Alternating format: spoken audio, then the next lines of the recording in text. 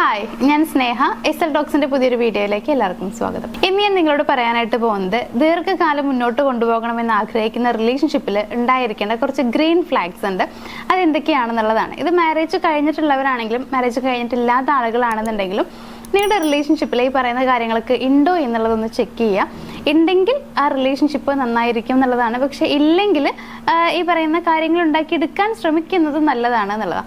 അപ്പൊ നമുക്ക് നോക്കാം എന്തൊക്കെയാണ് ആ ഗ്രീൻ ഫ്ലാഗ്സ്, റിലേഷൻഷിപ്പിൽ ഉണ്ടായിരിക്കേണ്ട ഗ്രീൻ ഫ്ലാഗ്സ് എന്നുള്ളത്. നമ്മുടെ ഫസ്റ്റ് പോയിന്റ് എന്ന് പറയുന്നത് പരസ്പരം സ്നേഹം കാത്തു സൂക്ഷിക്കുക എന്നുള്ളതാണ്. എല്ലാവരും മനസ്സിലാക്കേണ്ട ഒരു കാര്യമുണ്ട്, പരസ്പരമുള്ള സ്നേഹത്തിന്റെ ബാക്കി പത്രം മാത്രമാണ് മാരേജ് എന്നുള്ളത്. അത് അതേപോലെ തന്നെ പ്രാവർത്തികമാക്കാനായിട്ട് ശ്രദ്ധിക്കുക എന്നുള്ളതാണ്. അതായത് മാരേജിന് മുന്നേ ഒരുപാട് സ്നേഹം കാണിക്കുന്നവരും മാരേജ് കഴിയുമ്പോൾ സ്നേഹം കുറഞ്ഞു പോകുന്ന കുറെ പേരുണ്ട്. സത്യത്തിൽ യഥാർത്ഥ സ്നേഹത്തിൽ ഇങ്ങനെ സംഭവിക്കുന്ന ചോദിച്ചു കഴിഞ്ഞാൽ സംഭവിക്കില്ല. എപ്പോഴും സ്നേഹം ഒരേപോലെ തന്നെ ഉണ്ടാവും എന്നുള്ളത്. ചിലപ്പോൾ ഒരുപടി മുകളിലേക്ക് പോവാം, അതായത് സ്നേഹം കൂടാം എന്നുള്ളതാണ്. പക്ഷെ കുറയാനുള്ള സാധ്യത ഇല്ല എന്നുള്ളത്. കാരണം ഇപ്പൊ നമുക്ക് എല്ലാവർക്കും അറിയാം, ആത്മാർത്ഥമായ സ്നേഹം എന്ന് പറയുമ്പോൾ തന്നെ അതിൻ്റെ ഉള്ളിലുള്ളത് അവരുടെ എല്ലാ കുറ്റങ്ങളും കുറവുകളും എല്ലാം മനസ്സിലാക്കിയിട്ട് അവരെ സ്നേഹിക്കുക എന്നുള്ളതാണ്. അപ്പൊ നമ്മൾ മാരേജ് കഴിഞ്ഞ് കുറച്ച് കഴിയുമ്പോഴത്തേക്കും ചിലപ്പോൾ അങ്ങോട്ടും ഇങ്ങോട്ടും ഒക്കെ പ്രശ്നങ്ങൾ ഉണ്ടായിരിക്കാം, ഒരുപാട് കാര്യങ്ങൾ അഭിപ്രായ വ്യത്യാസങ്ങളൊക്കെ വരാം.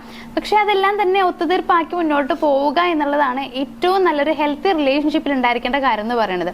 അങ്ങനെ അല്ലാന്നുണ്ടെങ്കിൽ ചിലപ്പോൾ പലയിടത്തും കേൾക്കാറുണ്ട്, അവരിപ്പോ ഞാൻ വിചാരിക്കുന്ന പോലെ അല്ല ആള്, അതല്ലെങ്കിൽ ഞങ്ങളുടെ പല തീരുമാനങ്ങളും ഒരേപോലെ വരാറില്ല, സോ അതിന്റെ പേരിൽ കുറെ പ്രശ്നങ്ങൾ ഉണ്ടാവാറുണ്ട്, ഇങ്ങനെ പറയാറുണ്ട്. അപ്പൊ എന്തൊക്കെ പ്രശ്നങ്ങൾ വരികയാണെങ്കിലും നിങ്ങളുടെ സ്നേഹത്തിൽ കുറവ് വരരുത് എന്നുള്ളതാണ്.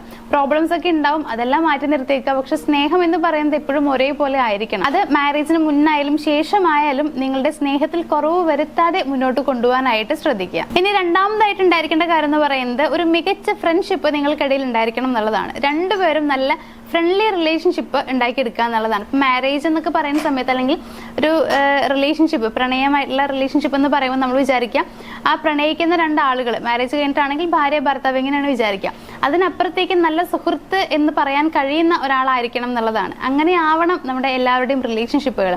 ഇപ്പൊ ഏതൊരു കാര്യം വരുമ്പോഴത്തേക്കും നമുക്ക് കൂടെ നിർത്താനുള്ള ഒരാളായിരിക്കണം നമ്മുടെ പാർട്ട്ണർ എന്ന് പറയുന്നത്. ഒരു ചെറിയൊരു കുസൃതി കാണിക്കുകയാണെങ്കിലും അതെല്ലാം നല്ലൊരു കാര്യമാണ് ചെയ്യാൻ പോകുന്നുണ്ടെങ്കിലും ഏതൊരു കാര്യത്തിനും കൂടെ നമ്മുടെ പാർട്ട്ണറായിട്ട് ആ ഒരു പേഴ്സണെ നിർത്താനായിട്ട് നമുക്ക് കഴിയണം. എല്ലാ കാര്യം ഓപ്പൺ ആയിട്ട് നമുക്ക് പറയാൻ കഴിയണം. ഇങ്ങനെ കട്ടയ്ക്ക് കൂടെ നിൽക്കുന്ന ഒരാളാണെങ്കിലാണ് ആ റിലേഷൻഷിപ്പ് ഏറ്റവും മനോഹരമായിട്ട് നമുക്ക് കൊണ്ടുപോകാൻ പറ്റുക എന്നുള്ളതാണ്. അപ്പൊ ആ രീതിയിൽ നിങ്ങളുടെ ബന്ധം കൊണ്ടുപോകാൻ ശ്രമിക്കുക. അതായത് നല്ലൊരു ഫ്രണ്ട്ഷിപ്പ് നിങ്ങൾക്കിടയിൽ ഉണ്ടാക്കിയെടുക്കാനായിട്ട് ശ്രമിക്കുകയാണെങ്കിൽ നിങ്ങളുടെ റിലേഷൻഷിപ്പ് അടിപൊളിയായിരിക്കും എന്നുള്ളതാണ്. നിങ്ങളൊരു ഫ്രണ്ടിനോട് എന്ന പോലെ നിങ്ങൾക്ക് അത്രയും ഫ്രീ ആയിട്ട് സംസാരിക്കാൻ പറ്റും. അതേപോലെ തന്നെ നിങ്ങളുടെ ഒരു ലൈഫ് പാർട്ണർ എന്നുള്ള രീതിയിൽ നിങ്ങൾക്ക് അവരെ കാണാനും ആ രീതിയിൽ പെരുമാറാനും ഒക്കെ പറ്റും എന്നുള്ളതാണ്. അപ്പൊ ഇതെല്ലാം കൂടി വരുമ്പോഴല്ലേ നമ്മുടെ ബന്ധങ്ങളൊക്കെ നല്ല രീതിയിലൊക്കെ നമ്മൾ ആഗ്രഹിച്ച പോലെ കൊണ്ടുപോകാൻ പറ്റുക. അപ്പൊ അതുകൊണ്ട് തന്നെ നിങ്ങൾ ഉണ്ടാക്കിയെടുക്കേണ്ട രണ്ടാമത്തെ കാര്യം എന്ന് പറയുന്നത് ഒരു ഫ്രണ്ട്ലി റിലേഷൻഷിപ്പ് നിങ്ങൾക്കിടയിൽ ഉണ്ടാക്കുക എന്നുള്ളതാണ്. ഇനി മൂന്നാമത്തെ നിർബന്ധമായിട്ടും ഉണ്ടായിരിക്കേണ്ട ഒരു കാര്യം എന്ന് പറയുന്നത് പരസ്പരം അന്യോന്യം അങ്ങോട്ടും ഇങ്ങോട്ടും പറയുന്ന കാര്യങ്ങൾ കേട്ടിരിക്കുക എന്നുള്ളതാണ്. ഇപ്പൊ പല റിലേഷൻഷിപ്പിലും പ്രശ്നങ്ങൾ വരുന്നതിന്റെ ഒരു കാരണം എന്ന് പറയുന്നത് കേൾക്കാൻ സമയമില്ല എന്നുള്ളതാണ്. ഇതെല്ലാവർക്കും അറിയുന്ന ഒരു കാര്യമാണ്. അപ്പൊ നമ്മൾ ശ്രദ്ധിക്കേണ്ടത് സമയം ഉണ്ടാക്കിയെടുക്കുക. രണ്ടുപേർക്കും സ്പെൻഡ് ചെയ്യാൻ പറ്റുന്ന അത്രയും സമയം നിങ്ങൾക്ക് രണ്ടുപേർക്കും ഇടയിൽ ഉണ്ടായിരിക്കണം എന്നുള്ളതാണ്. ഇത്തരത്തിൽ നിങ്ങൾ രണ്ടുപേരും അങ്ങോട്ടും ഇങ്ങോട്ടും പറയുന്ന കാര്യങ്ങൾ കേട്ടിരിക്കാനുള്ള ടൈം കണ്ടുപിടിക്കുക. അതേപോലെ തന്നെ ശ്രദ്ധയോടുകൂടി ആ ഒരു കാര്യം നിർവഹിക്കുക എന്നുള്ളതും കൂടി ശ്രദ്ധിക്കേണ്ട ഒരു കാര്യമാണ്. ഇനി നമ്മുടെ നാലാമത്തെ പോയിന്റ് എന്ന് പറയുന്നത് രണ്ടുപേർക്കും അങ്ങോട്ടും ഇങ്ങോട്ടും നല്ല കടപ്പാടുണ്ടായിരിക്കണം എന്നുള്ളതാണ്. അതായത് ഇടയ്ക്കൊക്കെ നിങ്ങൾക്ക് താങ്ക്സ് പറയാം, ഹഗ് ചെയ്യാം, കിസ് ചെയ്യാം. ഇതൊക്കെ നല്ല സ്നേഹത്തിന്റെ ഭാഗമായിട്ടുള്ളതാണ്. അപ്പൊ നമ്മൾ ചെയ്യേണ്ടത് കടപ്പാട് എന്ന് ഉദ്ദേശിക്കുന്നത് നന്ദി ഉണ്ടായിരിക്കുക എന്നുള്ളതാണ്. അവർ ചെയ്യുന്ന കാര്യങ്ങൾക്ക് നന്ദി രേഖപ്പെടുത്തുക. തിരിച്ചും അതേപോലെ തന്നെ അങ്ങനെ രണ്ടുപേരും അങ്ങോട്ടും ഇങ്ങോട്ടും നിങ്ങളുടെ നന്ദി പ്രകടനം നടത്തുന്നത് റിലേഷൻഷിപ്പുകളെ കുറച്ചുകൂടി നല്ല രീതിയിൽ മുന്നോട്ട് കൊണ്ടുവരാൻ ബൂസ്റ്റ് ചെയ്യുന്ന ഒരു കാര്യമാണ്. സോ ഇത്തരത്തിൽ കടപ്പാട് രണ്ടുപേർക്കും ഇടയിൽ ഉണ്ടായിരിക്കണം, ഉണ്ടോ എന്ന് ശ്രദ്ധിക്കുക. ഇനി നമ്മുടെ ഏറ്റവും ലാസ്റ്റത്തെ ഒരു പോയിന്റ് എന്ന് പറയുന്നത് നിങ്ങൾക്ക് രണ്ടുപേർക്കും ഇടയിൽ ഒരിക്കലും അസൂയയോ അല്ലെങ്കിൽ ഒരു കോമ്പറ്റീഷനോ ഒന്നും ഉണ്ടാവരുത്. അങ്ങോട്ടും ഇങ്ങോട്ടും നിങ്ങളുടെ ഗോൾസ് അച്ചീവ് ചെയ്യാനായിട്ട് സപ്പോർട്ട് ചെയ്യുക എന്നുള്ളതാണ്. ചില റിലേഷൻഷിപ്പിൽ നമ്മൾ കാണാറുണ്ട്, അവൾ എന്നേക്കാൾ മുകളിൽ എത്തരുത്, അല്ലെങ്കിൽ എന്നേക്കാൾ കൂടുതൽ സാലറി അവൾ വാങ്ങിക്കരുത്, അല്ലെങ്കിൽ അവരാണെന്നുണ്ടെങ്കിലും ഞങ്ങൾക്ക് ഒരേപോലെ തന്നെ ആയിരിക്കണം. അതല്ലെങ്കിൽ ഇപ്പോൾ അവർക്ക് എന്തെങ്കിലും നല്ല കാര്യം വന്നു കഴിഞ്ഞാൽ ചെറിയൊരു അസൂയക്കുള്ളിൽ ഇങ്ങനെ തോന്നുക, ഇങ്ങനെയൊക്കെ പല റിലേഷൻഷിപ്പിലും കാണാറുണ്ട്. ഈ അസൂയ കുശുമ്പ് എന്നൊക്കെ പറയുന്നത് ബന്ധങ്ങളെ ഒരു പരിധി വരെ ഇല്ലാതാക്കുന്ന കാര്യങ്ങളിൽ വളരെയധികം പ്രാധാന്യം അർഹിക്കുന്ന ഒരു സംഭവമാണ്. അതുകൊണ്ട് നിങ്ങളുടെ റിലേഷൻഷിപ്പിൽ അങ്ങനെയൊന്നും ഉണ്ടാവരുത്, കോമ്പറ്റീഷനൊന്നും ഉണ്ടാവരുത് എന്നുള്ളതാണ്. പകരം രണ്ടുപേർക്കും ഒരുമിച്ച് മുന്നോട്ട് കൊണ്ടുപോകാം. ഇപ്പൊ അവർക്കാണ് എനിക്കാണ് കൂടുതൽ കിട്ടുന്നത് എന്നുണ്ടെങ്കിലും അത് നമ്മുടെ ഫാമിലിക്ക് വേണ്ടിയിട്ടല്ലെങ്കിൽ നമുക്ക് വേണ്ടിയിട്ടല്ലേ എന്നുള്ള ചിന്തയാണ് നിങ്ങൾക്ക് ഉണ്ടാവേണ്ടത് എന്നുള്ളത്. അതായത് രണ്ടുപേരുടെയും ഒന്നാണ് എന്നുള്ളത് ചിന്തിക്കുക. അതേപോലെയാണ് അവരുടെ ആഗ്രഹങ്ങളും അതുപോലെ അവരുടെ ഗോൾസ് ഒക്കെ അച്ചീവ് ചെയ്യാനായിട്ട് നിങ്ങൾ സപ്പോർട്ട് ചെയ്യുക എന്നുള്ളത്. അത് നിങ്ങൾ അവർക്ക് ചെയ്തു കൊടുക്കുന്ന ഏറ്റവും നല്ല കാര്യങ്ങളിൽ ഒന്നാണ്. കാരണം നമ്മളെല്ലാവരും ആഗ്രഹിക്കുന്ന കാര്യങ്ങൾ നടക്കണം എന്ന് ചിന്തിക്കുന്നവരാണ്. അങ്ങനെയാവും നമ്മുടെ ഉള്ളിലുള്ള ഏറ്റവും വലിയ ആഗ്രഹം എന്ന് പറയുന്നത് നമ്മുടെ ആഗ്രഹങ്ങൾ നടത്തുക എന്നുള്ളതാണ്. അപ്പൊ അതിനെ നടത്താൻ കൂട്ടു നിൽക്കുന്ന ഒരാളെയാണ് നമുക്ക് നമ്മുടെ ലൈഫ് പാർട്ണറായിട്ട് കിട്ടണമെന്നുണ്ടെങ്കിൽ അത് വലിയൊരു ഭാഗ്യമാണ്. അതുപോലെ അത് നമ്മൾ ഒരുപാട് എൻജോയ് ചെയ്യുന്ന ഒരു കാര്യമായിരിക്കും.